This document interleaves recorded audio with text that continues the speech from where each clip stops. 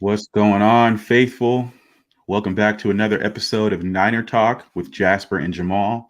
I am one half of the co-host, Jamal. Got my co-host here with me, Jasper. We're back again to preview a little bit of this Titans game that we got tomorrow night. We get Thursday night football. Niners on a short week, and we will also do a little review here of the Falcons game as well. So sorry for the technical delays. We are a few minutes late here tonight, but ready to get this thing going. Jasper, how's it going tonight? Man, good. Ready to get into it.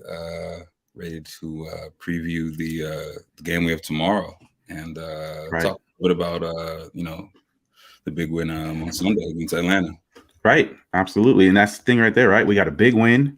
One of the first things I wanted to, kind of jump into this week in regards to the Niners was, what's your viewpoint in one word on the Niners right now? When you think of the Niners, what word comes to mind? And then from that point, maybe we can go into a little bit explanation of it. So in your mind, what do you think when you think about the Niners right now? Consistency. It's all about consistency. Staying consistent with what's gotten to them, to this point, and in the rhythm and the groove that they're in, keeping it going, and continuing to establish the run, continuing to play sound defense, a timely sound defense, continuing to not turn the ball over, continuing to not make those silly mistakes that we've seen a lot, that we saw a lot earlier on in the season, man. So consistency is what's got them to this point, and now consistency will continue, to propel them, into the playoffs, and it's playoff push time, and that's what it's about right now. That's what this team is showing, and it's exciting. It's a really exciting time, overall, that was I wouldn't say a statement win, Sure. You come into the game expecting to beat Atlanta, right. But I was on the record saying I thought this would be a closer game, just because we hadn't really seen them establish their dominance and kind of step on the team, the way they did this past Sunday, and kind of let it be known that, we're better than you. We're going to show it. Not going to let you hang around, and all the things that they've done earlier on in the season. So that was good to see, man. You really love to see it. I'm with you on that. I like that word. You said consistency. I got no qualms with that whatsoever. I think for me, word I'm going to use right now, I'm going to use promising. Based off what we started at, what were we, 2-4? We won our first couple games, lost 4 straight. At that point, I was worried. I'm not even gonna lie, man. I was like, okay, we looked, I don't want to say dead in the water, because nobody's really truly dead in the water after 6 games. But I did think that we looked like a team that didn't have much of an identity. We were still trying to figure out what this team was going to be. I think just as much as any player needs to be in a rhythm and understand the players that they're working with, I think a coach does as well too. And so with that being said, it's promising to me what I've seen lately. They've gotten back to the identity of running the ball. But when I say running the ball, it's not like, I don't want to say it's an overkill of running the ball right now. In regards to this past week, I thought it was beautiful football because we had, I would say, almost a perfect balance. Jimmy threw 23 times. I think Wilson ran 21. Debo got a couple in there. So it was, to me, a perfect balance. And when the Niners are firing on all ceilings, I think it looks beautiful. I think that's the word that comes to mind. It looks really nice. You can see Garoppolo hitting, whether it be Ayuk or whether it be Debo, on the slot, hitting them in stride. Those plays like that are beautiful. You can get some play action off of that as well too. So with me, the word I'm going to say promising. One, I almost chose beautiful, just because when I see the Niners offense clicking on all cylinders, I do think it's beautiful. But I'll say promising because, as you had just very clearly said as well, that was a team we were supposed to beat. We should have beat them. You and I both talked about, would this be a closer game, because I wasn't too sure what to expect. Not even just you and I. There's multiple people who were saying maybe this is a trap game. I don't know. Is it not? I was on the record last week saying I don't think it was a trap game based off of our record. And so they should have our full attention. But at the same time, go ahead. No. And based off of their record as well. Right. There was no way this was a trap game because we had their full attention under attention, and it showed. It showed on Sunday. Exactly. And that's the funny thing, right? Because I think you and I both talked about last week saying, oh, wow, this Falcons team is 6-7. And it's almost a surprise they were 6-7 because they haven't really played all that well, all things considered. Their O-line's not really good. We'll dive into some of this stuff as well, too. But the fact that they were 6-7 and we were 7-6 7-6? 7-6 at the time, now 8-6. In my personal opinion, yeah, they had our full attention. And so for me, I say promising because that was, as you said, not a statement win, but a win we should have had. And it was a convincing win. Yeah. We came out a little, I don't want to say we came out slow, but off that first play, we get the turnover. I'll say this, and I want to hear your thoughts on this too, because I know last week I'd mentioned special teams, and you said, I don't think it's a special teams issue. It's more of just the player, ball control.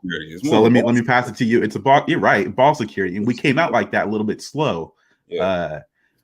Give me your feedback on that one, because I was like, I thought of you right away when that happened.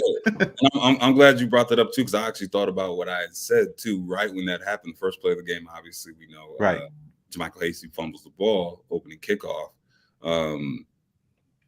What I want to take you back actually to the Cincinnati game, because I didn't get into an argument or disagreement, but I heard some things in some spaces, a lot of what if talk. There was still a lot of what if talk after the Cincinnati Bengals win.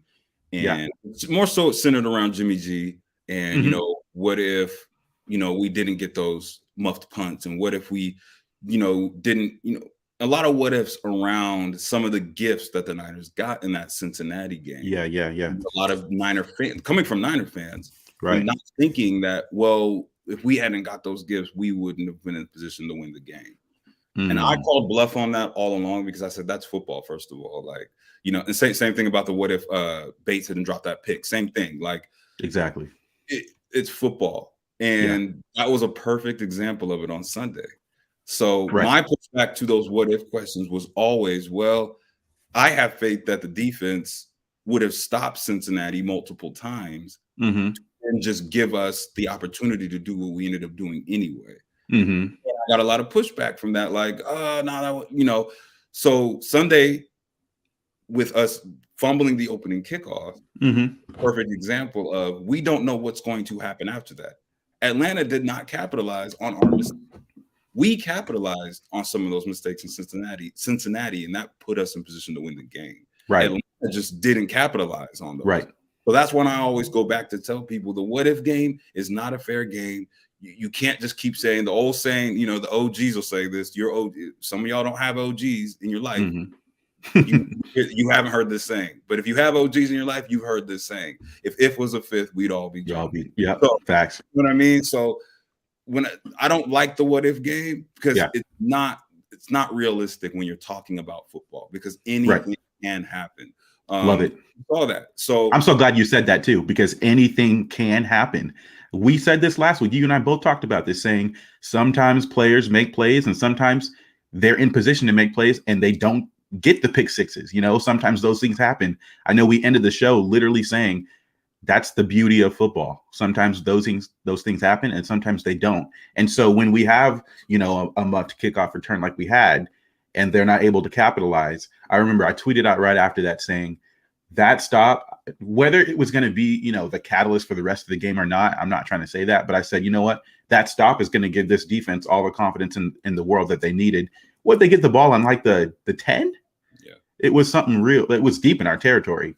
And they got all the way down to, I think, the 1, and they go for it on 4th, and they're not able to pick it up.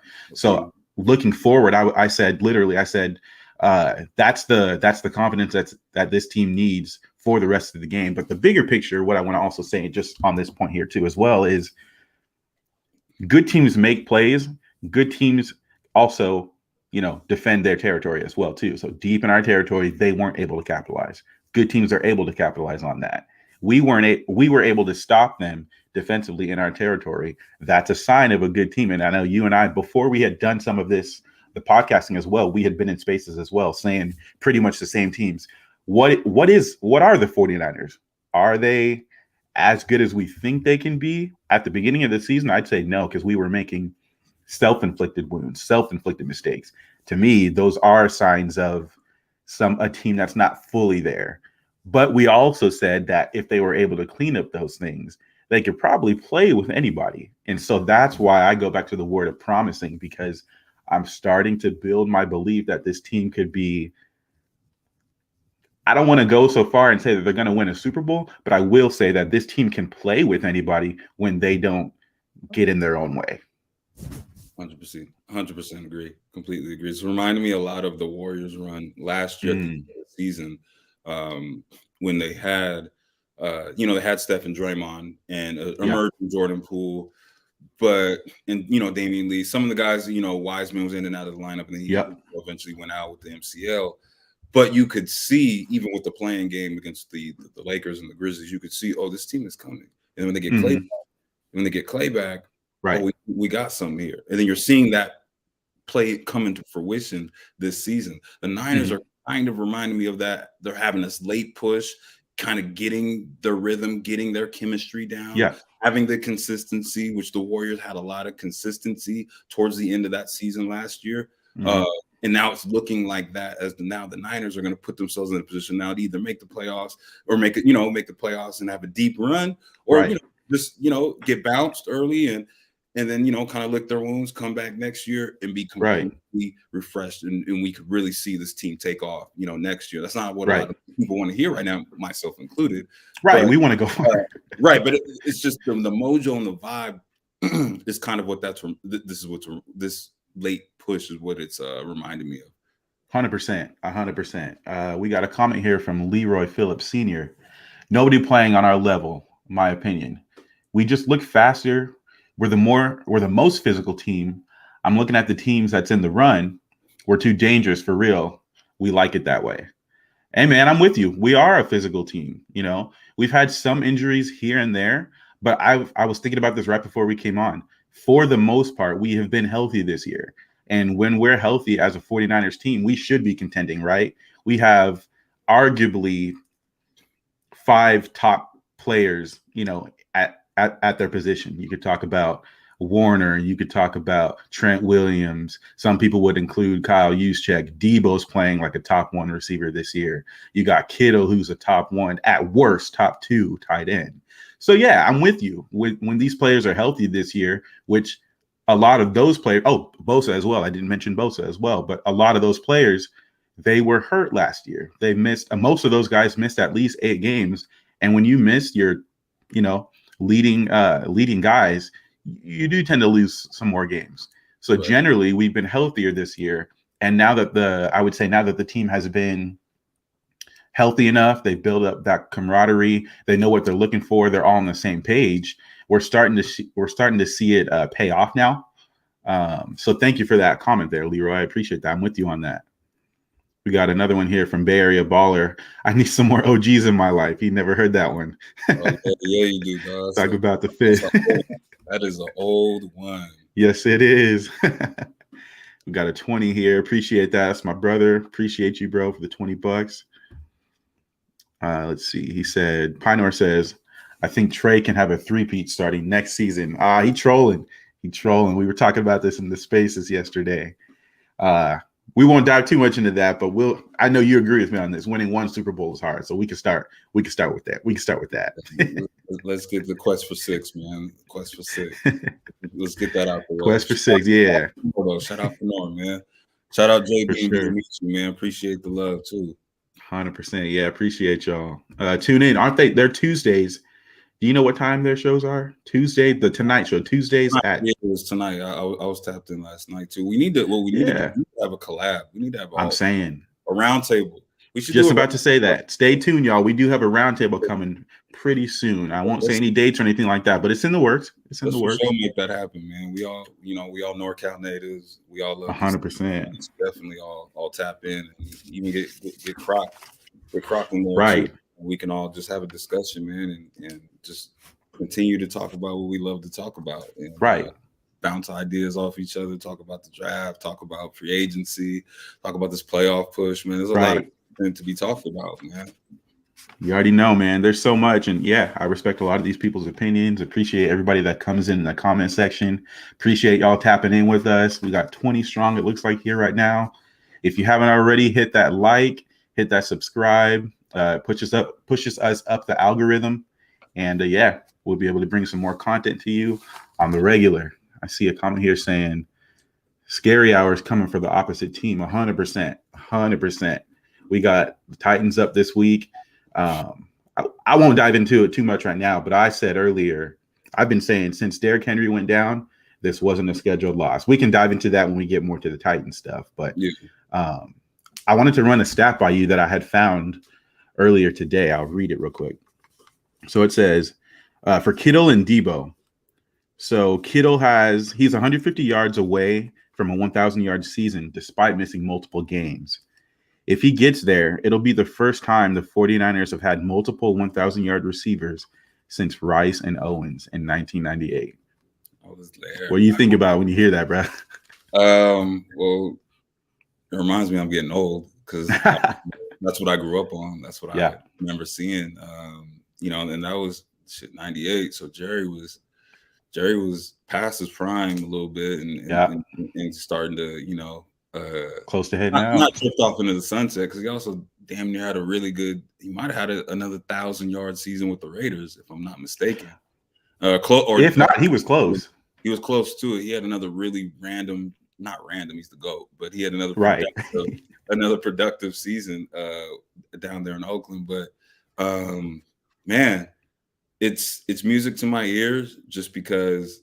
As somebody who played the position, I obviously gravitate towards the receiving and the pass catching game, and I've been wanting this team to open it up for so long. I was so excited when we got Kyle Shanahan, and I was just like, oh man, he's the innovative wizard that he is. I know he focuses in on the run game and such, but man, that LA game for sure. We're definitely gonna connect. We're trying to tap in. Yeah, we're gonna tap in and make that happen for sure. But yeah, the just seeing, them having two guys, on the cusp of 1,000 is just, again, it's music to my ears because the Yak Bros, you can't call yourself the Yak Bros, but not having at least 1K, right. So, you'd love for Ayuk to sneak in there somehow, but he's coming along. It looks good right now. To your point earlier of when this offense is clicking on all cylinders, it looks good. It looks easy. It looks simple. Right. I think that's how Kyle wants it to look. Right. I asked our man, shout out Jordan Elliott. I asked him to send me a clip of that slant Ayuk caught for 36 yards because I actually want to make a compilation and break up because while we're giving them a lot of praise, I think they do have I think they do have some areas that they can still grow and get better. For sure. And one place specifically is after the catch. I think they can take their game to another level. I agree. Agreed. Ayuk and Kittle sometimes. I won't say Debo as much because Debo is good at this. When he catches it, he hits it. My receiver coach used to always, especially on slants and in breaking routes, you just turn up field immediately. You'd be surprised at how many either tackles you break or how many just angles you'll run past when they look at the angle on you. But if you catch it in stride and just hit it, you might score. That's an underrated point. That's a very underrated point. So I wanted turning up field, missing those little arm tackles. Great point. Exactly. And I wanted to see that slant that Ayuk ran specifically side by side with some of the old ones that Jerry used to catch. Those like sometimes he'll catch those, on the opposing 20 and then take 80 yards and hit his head on the goal post. And that was because he had the angle and because he caught it and didn't do anything else but hit it and just take it straight up and split the safeties. Ayuk could have scored on that one, and I agree. Sure of it. I need to see it again.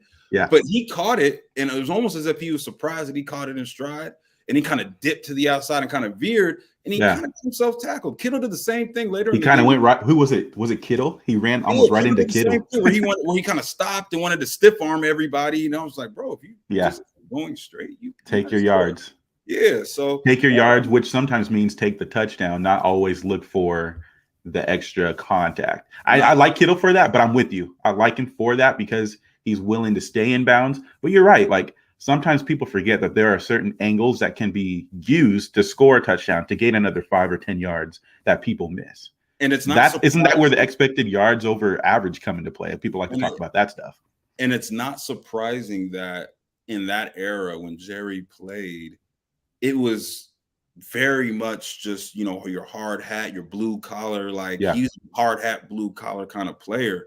Right. And he wasn't going to juke you out. He's not looking for the Sports Center top 10 because there was none of that back then. Right. Now there's social media. There's so many different outlets. You could put some, break somebody's ankles, end up on a fillet video, or some of these, like there's so many outlets right now, and some of the young players, like they see this stuff, they hear it, they 100%. they want to stiff arm somebody into hell, like they want these things, and sometimes forget about the easy, simple things you do on a football field that could probably allow you to score more often than you think.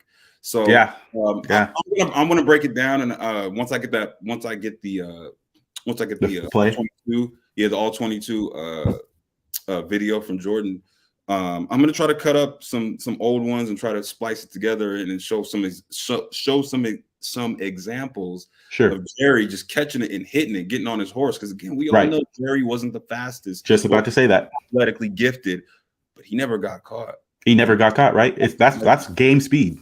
Exactly. Game speed. And not even just game speed, but the work ethic, the time put in before Sundays in order to be at peak performance. I almost said peak performance for him. Yeah. I mean, there's the Tyreek Hills, all these guys that are super, super fast. And I'll give Tyreek Hill his credit too. He's not just a dude that's going to take it down the field. Obviously, he's one of the fastest, football players we've ever seen. But they put the work ethic in. They have developed a route tree. And we know that's what set Jerry apart. Routes were crisp, routes were clean, great hands. And when he got on his, his high horse, ain't many people that were really catching him. So there's a lot of extra things that go into it. And to your point, I agree with you 100%. Sometimes the best play out there isn't the highlight play. Exactly. It's, gaining those 5 extra yards because you took this angle rather than, running into a player or, seeking contact. And I'm not saying every player is doing that or even trying to downplay people who are doing that. But sometimes the best play out there is to get those 5 to 10 extra yards. Right. And that can be the difference in the game. We don't talk about that enough. That's a great point. And the game has changed a lot. I know, from the 80s to the 90s to the early 2000s to the mid 2000s to where we're at now. Mm-hmm. But safeties in depth and where they're playing on the field in corner, it's all the same. The field hasn't changed. The field has not changed at all. So you can't tell me that Jerry catching a slant in the 80s is any different from Ayuk catching a slant on Sunday. There's nothing. I gotta agree. There's nothing different about it. He could have scored on that play. Right.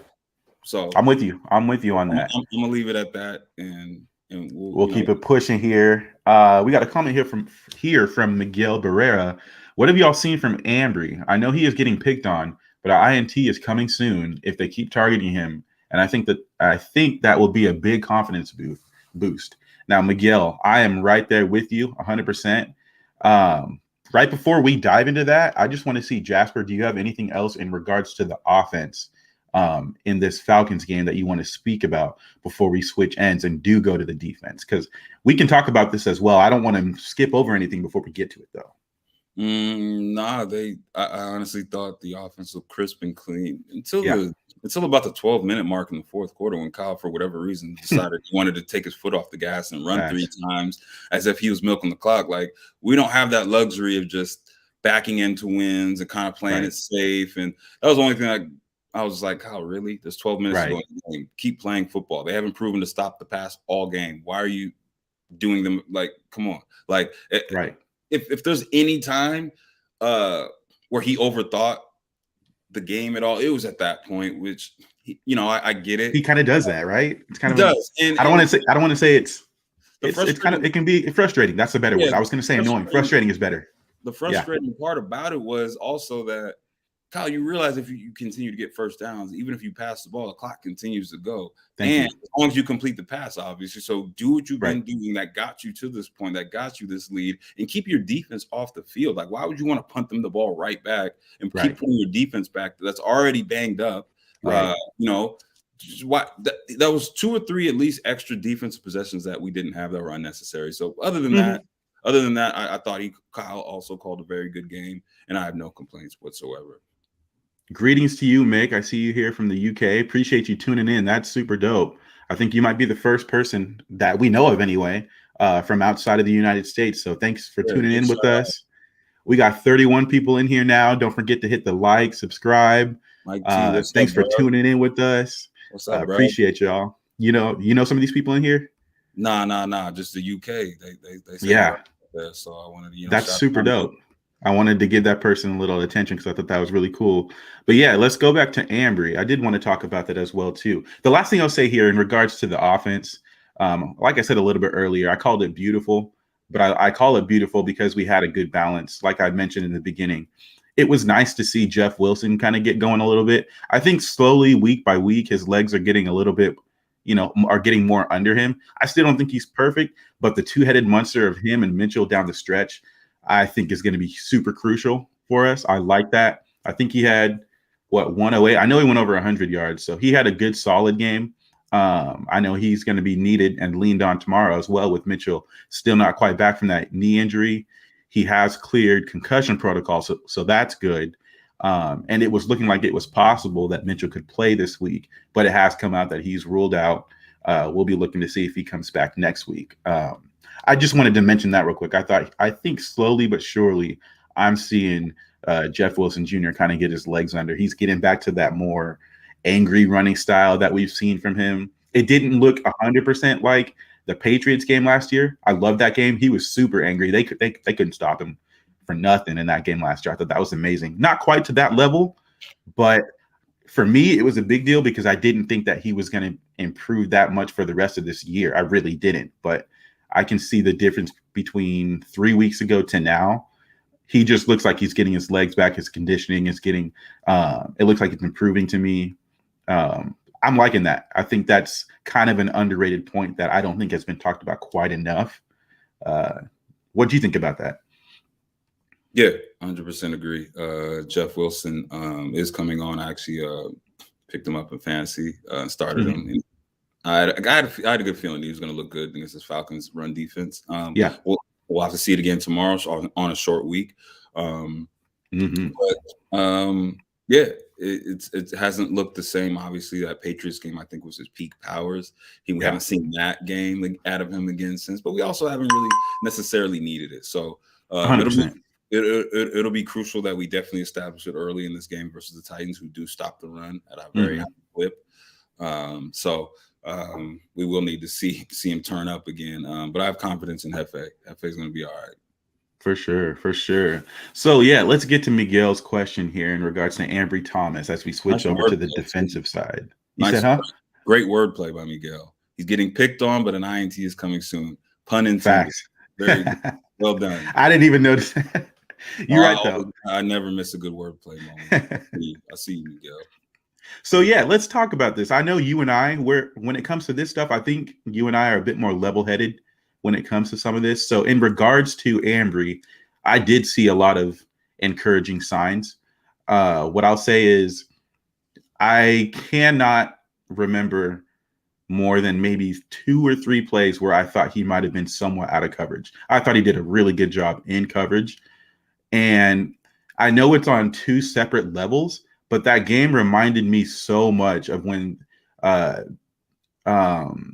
the Tigers, LSU Tigers, had played the Clemson Tigers in the championship game, and Jamar Chase was just killing AJ Terrell at the catch point. That's what that game looked a whole lot like to me. I know it was Russell Gage for the most part, and there was 1 or 2 plays where they gave Kyle Pitts opportunities as well right there near the end of the half.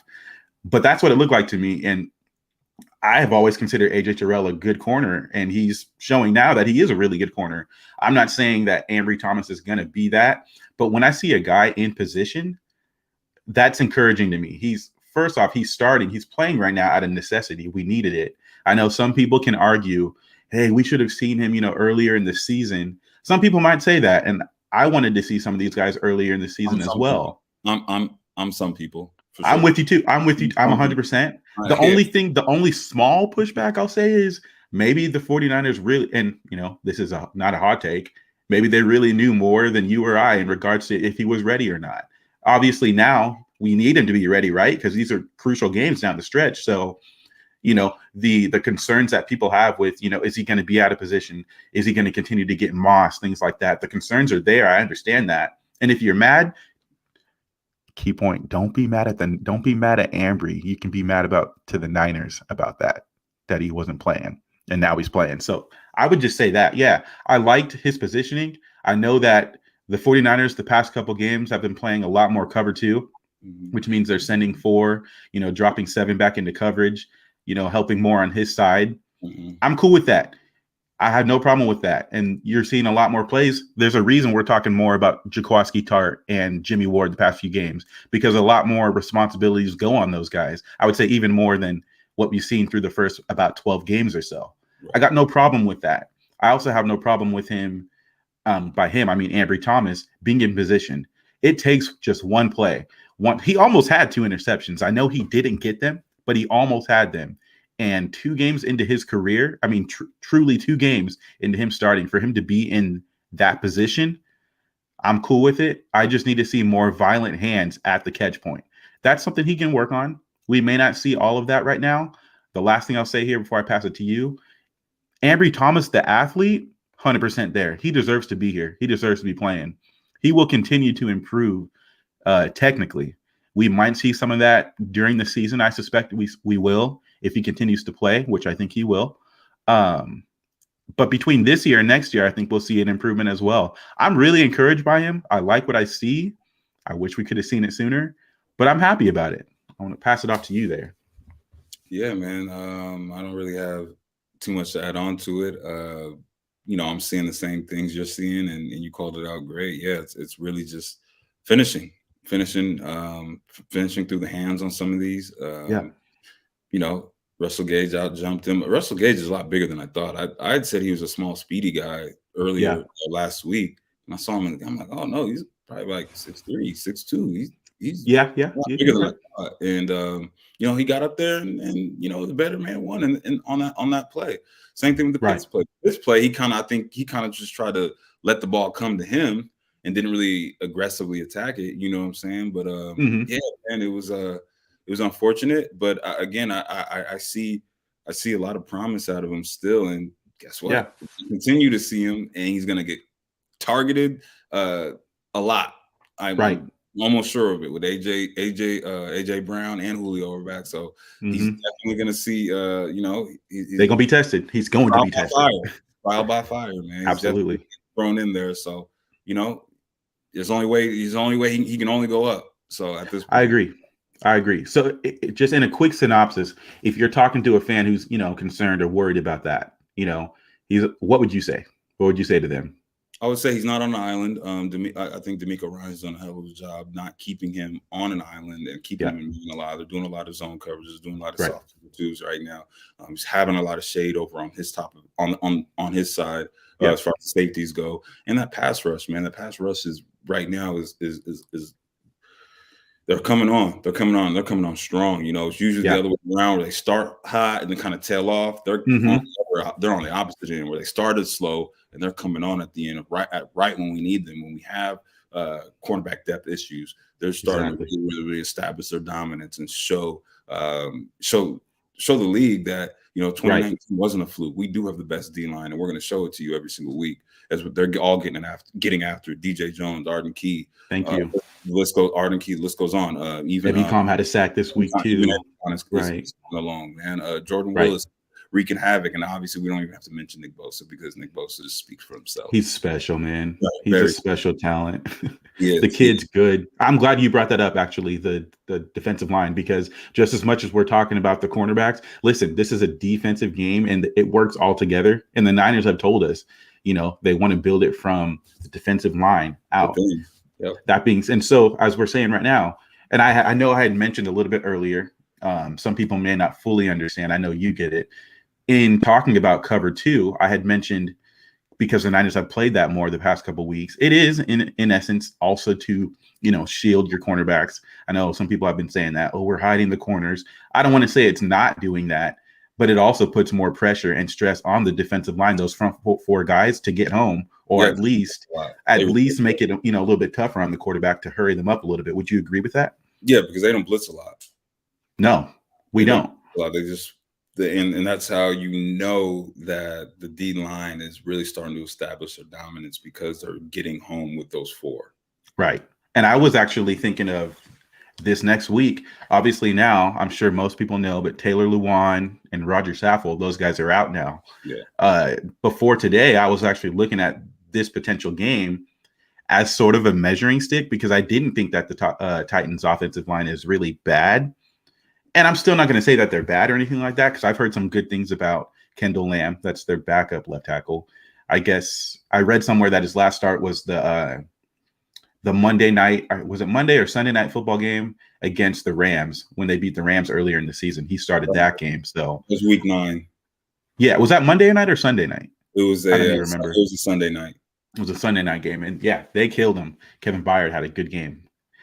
So did Jeffrey Simmons. He was a menace in that game.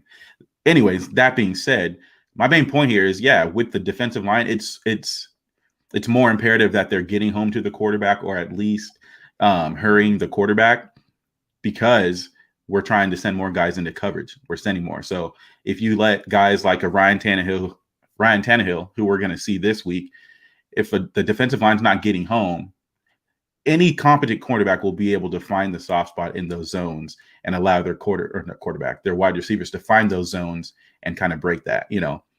Any defense could do that. But as you said, the defensive line has been getting home. Ebukam had a sack this week. Arden Key had 2 sacks, 1 taken away. So he really only had 1. Not much more he could have done about that roughing the passer call, but that's beside the point. I was annoyed by that play. But he was a presence. He was a factor in the game. We don't like to talk about Armstead a lot, but since really about week 10, I know he started more in the interior week 9, but I'd say really since about week 10, we don't even talk about the run defense anymore. I would consider that a good thing. Yeah. So yeah, I give a lot of credit to the D line. I give a lot of credit to Coach Kasurek as well, because he's finding ways to generate pressure. He's finding ways to get your Arden Keys, pressures from the interior. I give those guys that credit. I'm excited about that. We'll see what's coming towards, here in the future, but I'm excited about that. I'm encouraged by it. I'm excited to see what happens this next week. As we have about 10 more minutes here. I kind of want to talk just a couple minutes here about Nick Bosa. And some people are considering him for comeback player of the year. Some are talking about, defensive player of the year. What are your thoughts in regards to that? Because I think the kid's balling, not just for comeback player of the year. I think he's got to be at least in the conversation for D-Boy, at least in the conversation. What he's doing coming back from an ACL injury isn't normal. And I don't think a lot of people are giving him enough credit for that. We talk about it on our show for sure, but I don't see a lot of people truly talking about what he's doing. This is Adrian Peterson-like. I really feel so. Yeah, I mean, he definitely got an advantage by tearing his ACL in week 2. I want to say it was week 2. Yeah. Week 2 against the Jets. So he got an advantage of tearing it early and being able to rehab the whole season, then plus the off season. Underrated point. Obviously was also still rehabbing throughout training camp, where pretty much we didn't see him at all. Hardly practiced, hardly no preseason. He was just ready by week 1. Right. So he almost had that full calendar year essentially to rehab and get his knee right. Great point. So yeah, that was key, and so it's definitely not Adrian Peterson like as far as the timeline. Adrian Peterson like 6 months, which is unheard That's a good point. I forgot about that. Yeah, that was unheard of in that sense. But the production post ACL, yes, is definitely you're definitely seeing something like AP. Like he's a freak, man. He's consistent. He's consistent. He does consistently beats his man, consistently causes pressure, even when he's not necessarily beating his man. Always somebody who needs to be accounted for when he's on the play, whether it's first, second down, third down, fourth down, doesn't matter. He needs to be accounted for. And you see teams doing just that. And he's still doing what he can do also Right. while also getting held a ton, and usually doesn't seem to be called. So yeah, Niners fans know too much about that one. exactly. Yeah, man. He's doing his thing. Shout out Nick Bosa, man. He's now, first time Pro Bowler. He can now Well say deserved. that to his resume. And yeah, you would love to see him either if it's not Depoy, you would love to see him get the Comeback Player of the Year award. Right. It's because Dak has tailed off a little bit. I think Dak had it locked up in the beginning of the year. I agree. But he's tailed off now. So I think Bosa for sure has to be in the running. In my opinion, he's a close. He's one or two, and he ain't two. So hey, no, I'm with you on that. I honestly, I agree with you. You actually made a point that I was thinking about as well when it comes to Dak. He was killing it out the gate. I mean, really good. I know they didn't win week 1, but it seemed like no drop off. If anything, it almost seemed like he improved, if we're going to be honest. But to his credit, he's been really good. I'm not trying to take anything away from him. Coming back from an injury like that is hard, especially what we saw. What we haven't in our mind for those who watch that game or have gone back to look at it, to see his leg the way it was on that cart. You sympathize with guys who go through crazy injuries. Like you really do. It's insane. It's gruesome. It's nasty. I've done both. Oh, so what Dak did, I did that fib tib, snapped my fib and tib, my first arena game, and then also tore my ACL playing flag football in 2018. So, same leg? No, different. My right. Oh, so goodness gracious. Left leg, snap fib tib, right leg ACL. Total 5 surgeries. What was worse? I don't know if that's a stupid question. No, it's not. Injury wise, like rehabbing back from. That's a great question. The gore for the gore factor, like how gory it was definitely the fib tip. For sure. That was the most painful. Also, just the goriest. Like again, I was just I was engaged with somebody. Pile rolled up on me. I looked down and my leg was floppy. It was like, okay, this is bad. Just like that. Yeah, it was just a bad situation. And then what level were you at? College?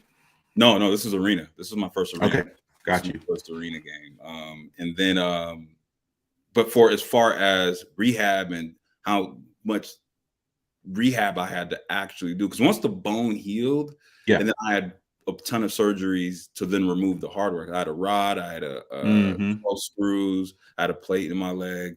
But once they took all that stuff out, and then I was already fully running and doing some of the things I wanted to do, probably like 6 to 8 months after that. It didn't feel the same, which is why I requested to have them remove some. So we're getting way off topic, but it's just a little, story. No, the injuries though, that's insane.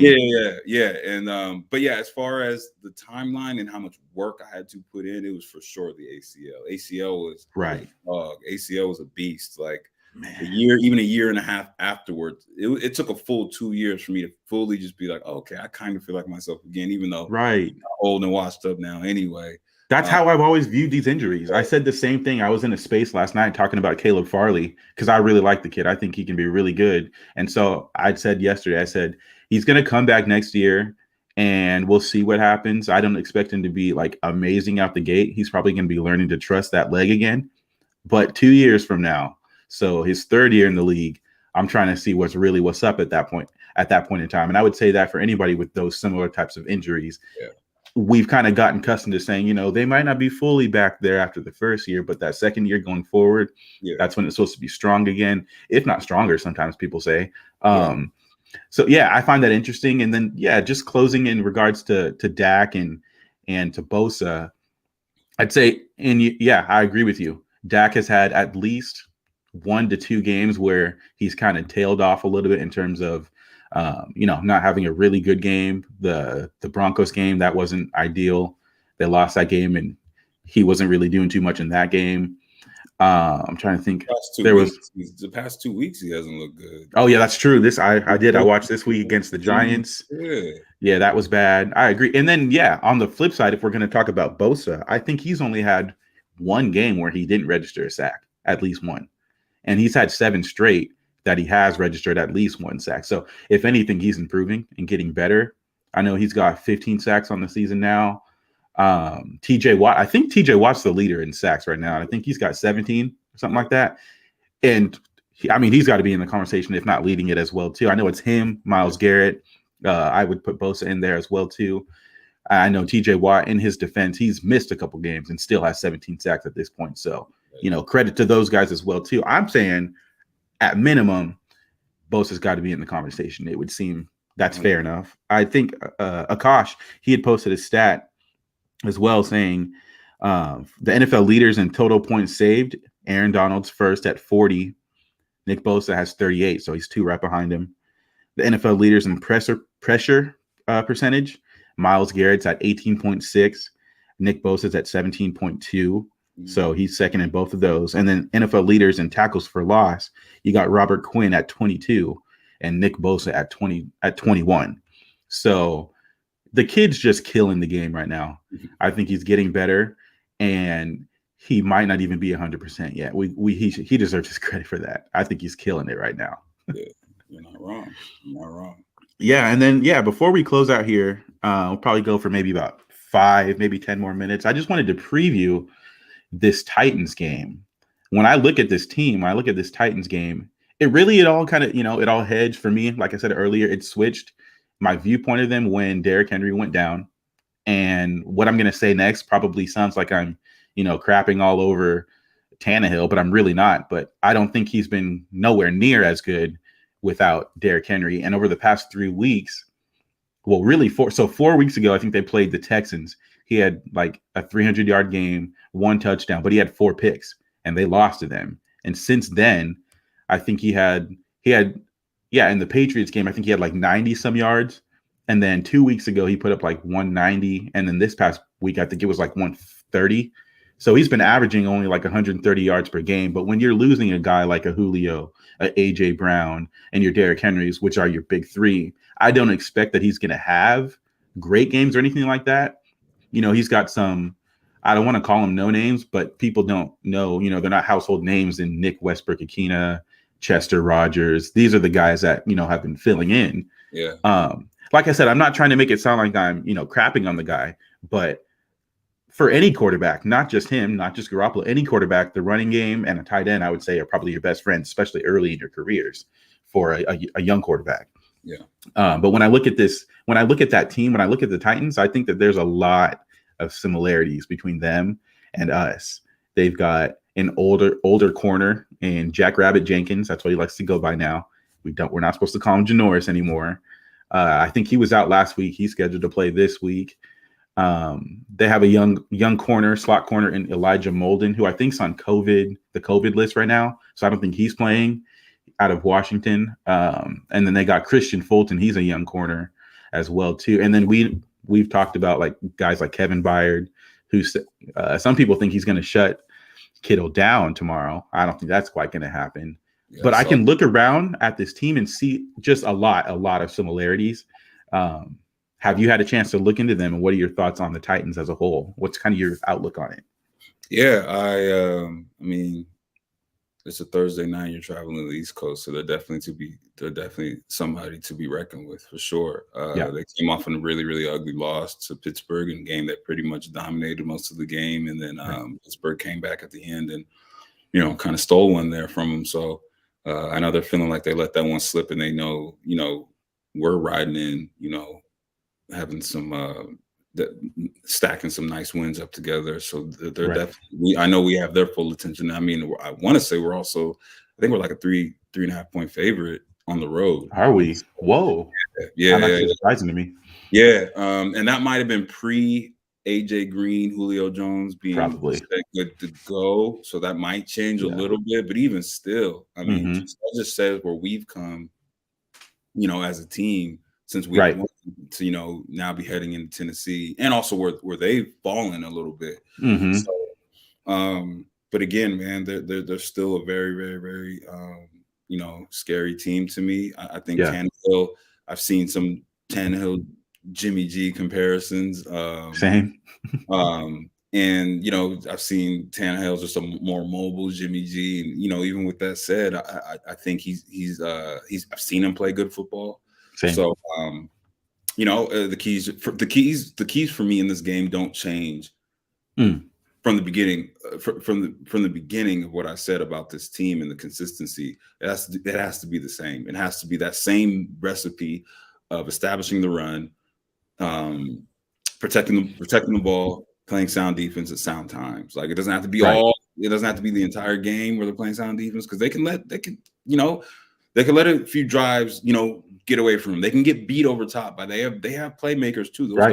Those guys get paid as well. So Facts. it won't surprise me if they do hit some big plays, even though I think they have the least amount You're right. of explosive plays since they've lost Derrick Henry. You're right. So even though that means they're due. In my head, that means they're due. So they do even have some explosive plays, but it's just that bend but don't break mindset that this defense has continued to kind of show us, over the past few weeks in crunch time, being able to come up with a stop and get off the field when you really, really need to. So all those things, man, are going to be the normal keys that everybody says. Even every media outlet's going to say 30 seconds before kickoff, what are your keys to the game, Bob? Yeah. I don't know. Play sound defense, protect the ball, and establish the run. That is what they need to do tomorrow. I agree.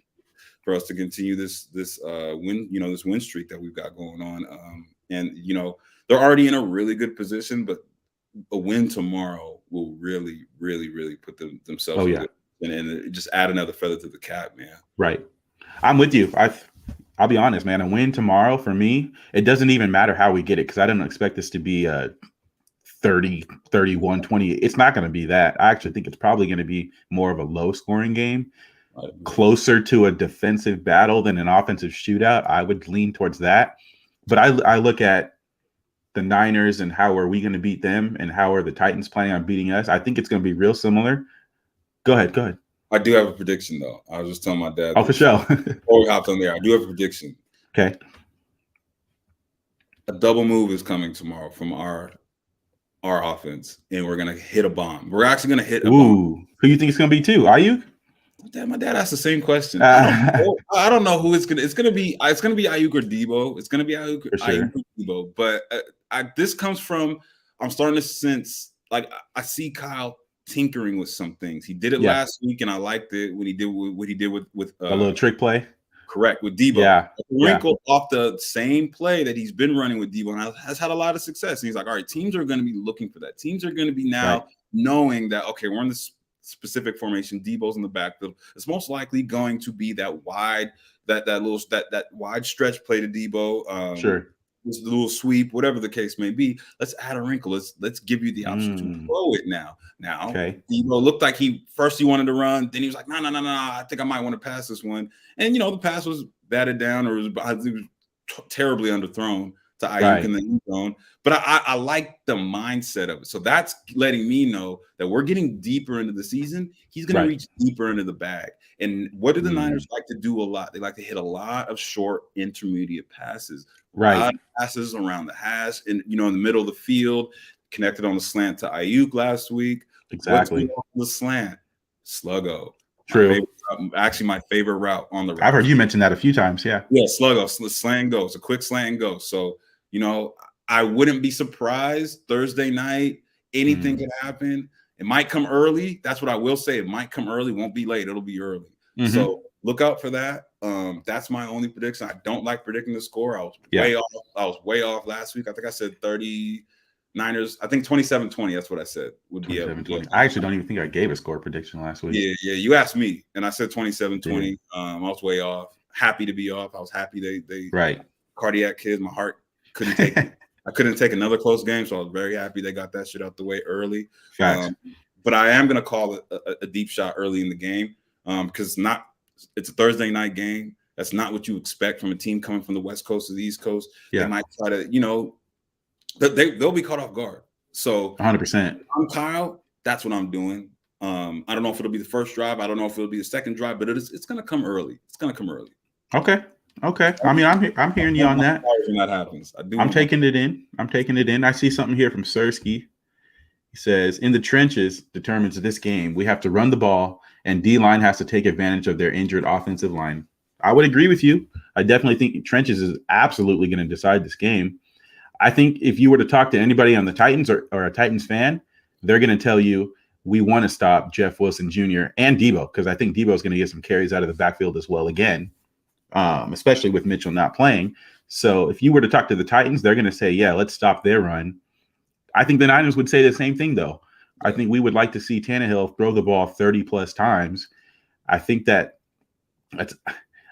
I feel like that gives us a better chance at winning. In my mind, I want Tannehill to have to be the reason that they win this game. If we can stop the run, which I don't think that – I think even their second string running backs out. I think Deontay Foreman, I think he was a starter up in, last week. I think he might have got hurt too. So they put in Dontre Hilliard. Now, I think he actually did have a good game. So I'm not like sleeping on the guy or anything like that. But if we can stop the run and make him one-dimensional, I think that's super huge. But I think both teams would actually say the same thing. So that being said, with Kessenberry, he's not been playing too well this year. I know he's given up 11 sacks on the season and 11 extra pressures on top of that. So with him being, what is he on the right side? And then having Saffold and what's the other dude's name? Taylor Lewan, both those guys. So the left side of their offensive line out, having those guys out is huge for me. I actually think that they're going to move probably Bosa around. He's probably going to play on the left and the right side. They'll probably move him around to find their best matchup. And I think Arden Key could still be a factor as well, too. See, Jason here says Foreman is in. Okay, that's good to know. But yeah, my main point is that I agree with you. The trenches is absolutely going to decide this game. Yeah. I look at both of these two teams, and I think it's very, very similar. I'll give you one bold prediction. I'll give one. I've been kind of on this for a couple weeks now. I think that Jawan Jennings will have another red zone touchdown. I think he's truly, truly growing into a true I don't even just say a red zone threat, but he is that too. I think he's getting real comfortable in his role. I think Jimmy is getting more comfortable with him as well too. Jimmy only had one touchdown throw this week. We had 3 other rushing touchdowns, and it was to Jawan Jennings. Yep. What I liked about that is Jimmy saw an advantage that he liked and took advantage of it. He knew the safety was coming in.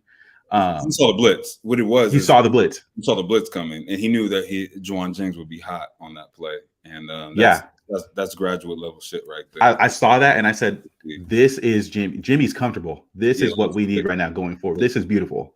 So that's my one. If you caught the mic'd up, Jimmy mic'd up. I did watch that this game. Yeah. Did you hear did you see when after he threw the touchdown? He said, "Oh, this is easy." Like he even said, I didn't hear that. He said "Oh, this is easy. This is getting easy," or he said something of that sort. And so yeah, he's definitely coming into his own, man. And I want to say one other thing about that, about the mic'd up session, man, with Jimmy. I loved it. I think a lot of people, for all the flack Jimmy takes and all the things he gets, there's something to be said about how the Niners view 10 in that locker room. They rock with 10. And that was one thing I did take. He's a dude. He doesn't normally get the mic'd up sessions. It's usually your Fred Warners, your Debos, right? Ayuk, even just through training camp. I don't know about you or anybody else who's in, but I look forward to the 49 hours sessions on Wednesday, where you get to see the behind the scenes stuff and some of the players mic'd up. And kind of just the 49ers social media team. I think they do a really, really good job with that. Shout out to them on that, man, for putting out that content. Because you get to see another side of the game that you don't normally obviously get to see while you're watching the game. Or even if you're at the game live, you get to see some of this stuff. And for people like me, like I love that shit. Like I love content. I love content that's pushed out. That's obviously took some time, and they really want to put their finishing touches on it, whether it's the editing and the music that goes along with it, the cameo sounds. Like I love all that shit. Like I could geek out on that shit all day. But what I took from it is that they really, really rock with 10. And say what you want about Jimmy, he's up and down. We all know what Jimmy is. We know what he isn't. But I think that says a lot about the team and the locker room, the camaraderie. Like they really, really, really, really, really like mess with dude tough. Like, right. No, you preaching. To see how he's a rah-rah, kind of like a corny dude. Like, does the whole Tom Brady, let's go thing. Like that, whatever. Like it is what it is. That's your thing. Cool. But it must be real, right? That has to be real. Because they would be like, nah, this corny, this is fake. That has to be real. They know it. They really rock with him. And you could just tell it's genuine. It's not just because, he's the starting quarterback for right now. They might all know he's going next year or whatever the case may be. But for right now, he's our starting quarterback. And I think as a fan base, we could all take a little lesson out of that too. And just be like, look, man, like we got to support dude. This is the team we like. So we got to support him. He's here. You know what I mean? Right. There's nothing else we could do about it. And to see the other team, the other players on the team embrace him as such, that was one of the main things I took out of that, man. And you really love to see it, especially as this team is now starting to click and find their rhythm, man. Like 100%. Yeah, I couldn't yeah. agree with you more. We are going to close out here in just a couple minutes, but as I get to this last point that I want to make, just to the people in the comment section here, if you guys want to drop a score prediction or any prediction that you guys have that you would like Jasper and myself to see, go ahead and drop those in the comments. I'm real curious to see what you guys think about this game. You hella superstitious, so I'm gonna probably pretend like I don't see that shit. Just to be honest with you, I don't even. Okay, no worries. No worries. I might put it on the screen so they know that I see it. So just look away. But no, I do. I want to say really quickly too that you're 100% right. Jimmy Garoppolo is one of the guys on this team, and that team for sure rallies around dude. You know, I haven't been in a football locker room at that level, so I can't say, I can't say too much, but I can say that people will mess with someone who's just real. And I think that they respect and appreciate how he's handled everything, the whole situation. Yeah. Most people, I truly believe that most quarterbacks probably would come out and be very clearly not happy with the situation that's happened. I truly think he does understand and know that he's on, I would say, borrowed time. I'll go so far as to say that, because you don't make that trade up to 3 from 12 to get a guy and then have him sit for too long. I think you've invested too much in the kid. That being said, yeah, he's a rah-rah guy. He's very, I don't want to even say happy-go-lucky. He understands the situation. He's like, exactly. And sometimes it can rub me the wrong way, me personally, because I'm like, bro, we just lost. How you smiling? But that's me. I don't like it. No, that doesn't mean that he doesn't care about the sport. I will never question that. Who am I to question that part anyway? He's the one going out there playing it. But I will say, some people do get to the point where they're saying, Jimmy's trash. I actually don't think Jimmy's trash. And most of the people that come into this chat and stuff and listen to these conversations are 49ers fans. So at the end of the day, right now we are in a position to go into the playoffs. And I personally feel all you need is a shot to be in the playoffs. Once you're in, anything can happen. We've talked about this for a couple weeks now.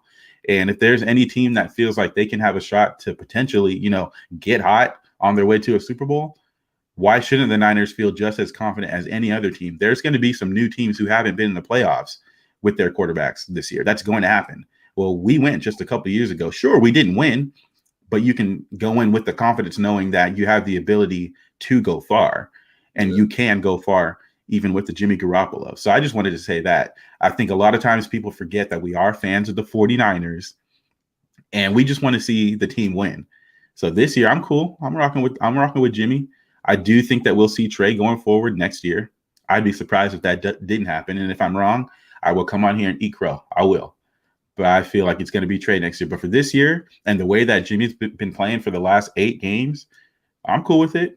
I got no issue. I think they're finding their stride. And the overarching, the 2 words that we used today were, you said consistency, and I used promising. I think that's huge going forward. We're a bit more positive now than maybe we were at, 2-2, 2-3, 2-4. I think the 49ers locker room is a bit more lighthearted. It seems like they're more lighthearted when they come to the podium and speak. I think Shanahan's feeling a little bit better. I think they understand that they're in a rhythm right now and possibly peaking at the right time. Yeah. And as a fan, I can't ask for much more. I love to see that. I really do. Yeah. Let's get to some of these comments here before we close out. I see someone says, nice show, fellas. Niners. Yes, sir. 49er Jeff. Appreciate you, brother. Do they flip Dupree? I don't know if they flip Dupree. I think he's supposed to be playing this week. Okay, 49er Jeff says 21-14 Niners. I mean, I could see that. Yeah, it could potentially be a low-scoring game because of the defense. That's not a bad score prediction there. Not at all. 31-17 Wilbert Beltran. They beat up. They're beat up and one-dimensional. The line in the middle has been great as of late against the run. That's good. I got no issues with that. You're right, man. We'll see what happens. 16-14 could go either way. That's a super defensive game. That could be interesting. I don't want to see that shit. I don't want to see that either. I don't. Let's see here.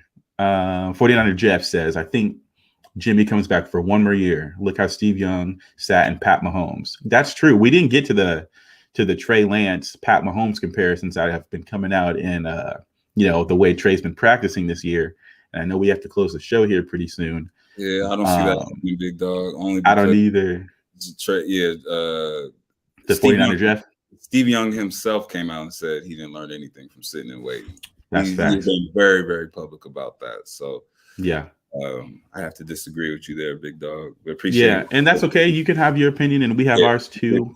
I think for the reason we can justify in our minds why we don't think that it'll be Jimmy next year. I just truly don't think at the end of the day, if it really boils down to it, you don't trade all that capital to get a new guy coming in to have him sit for essentially half of his rookie contract. I don't see that happening. Right. That's just my personal opinion on it. But we'll go ahead and close it right there. Guys. Appreciate y'all tapping in with us tonight.